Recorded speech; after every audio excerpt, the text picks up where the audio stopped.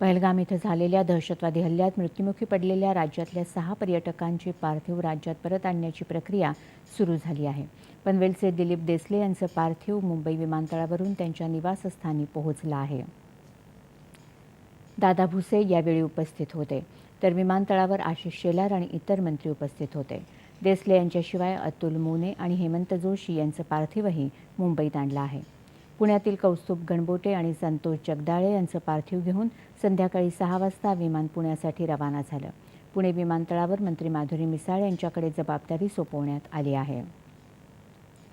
जम्मू काश्मीरमध्ये अडकलेल्या पर्यटकांना महाराष्ट्रात परत आणण्यासाठी अतिरिक्त रेल्वे गाड्यांचीही व्यवस्था करण्यात आली आहे.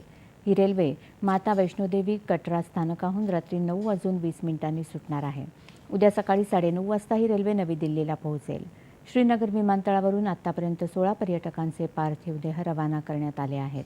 दरम्यान या हल्ल्यात प्राण गमावलेल्या महाराष्ट्रातल्या 6 जणांच्या कुटुंबियांना 5 लाख रुपयांची आर्थिक मदत तर जखमींना 50,000 रुपयांची मदत राज्य सरकारनं जाहीर केली आहे.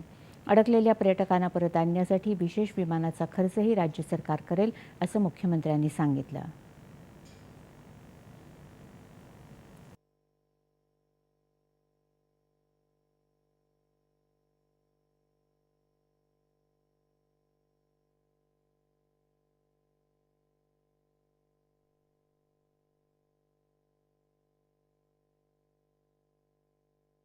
आपले जे आपत्ती व्यवस्थापन मंत्री आहेत गिरीश महाजन हे स्वतः श्रीनगरला पोहोचत आहेत.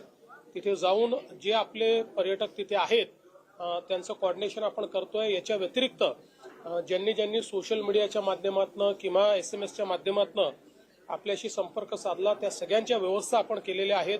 त्यातले काही लोक आज इंडिगोने एक विशेष विमान ठेवलेलं आहे, त्याच्यामध्ये आपण त्यांच्या सीट्स बुक केलेल्या आहेत, त्यांना आपण परत आणतो आहोत.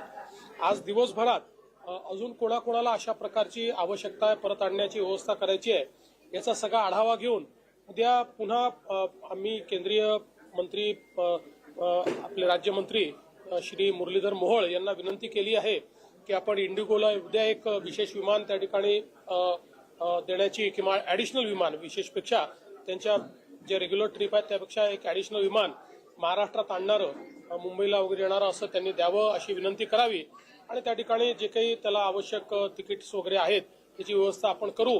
तर ते मुरली मोहोळजी ते देखील बघता आहेत. त्यामुळे वेगवेगळ्या ठिकाणी आता सगळे आपले पर्यटक सुरक्षित आहेत. ज्या ज्या व्यवस्था करता येतील बाय रोड असेल किंवा अजून कुठल्या पद्धतीने असेल तर त्या सगळ्या व्यवस्था करण्याचा प्रयत्न आपला चाललेला आहे. जखमींना डॉक्टरांनी परमिट केल्यानंतर इकडे आणण्याची व्यवस्था जी आहे ती आम्ही करू. दुर्दैवाने जे मृत्युमुखी पडलेले आहेत त्यांना आपण 5 लाख रुपये प्रत्येकी त्यांच्या परिवाराला त्या ठिकाणी देत असतो. अर्थात पैशाने कोणाचंही जीवन परत येऊ शकत नाही, पण एक आधार म्हणून आपण ते देतो. त्यामुळे तशा प्रकारे ती मदत देखील या ठिकाणी करण्यात येईल. हा हल्ला संपूर्ण देशावरचा हल्ला असून या दहशतवादी कृत्याविरोधात देश एकजुटीनं उभा राहील असा विश्वास मुख्यमंत्र्यांनी व्यक्त केला आहे.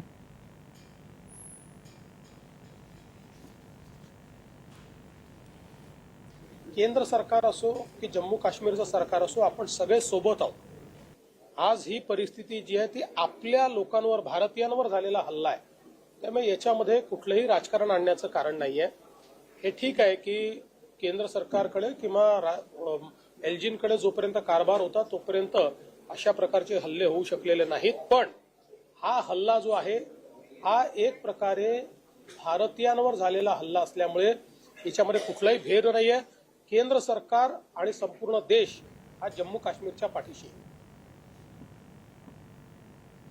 यानंतरच्या बातम्या थोड्याच वेळात.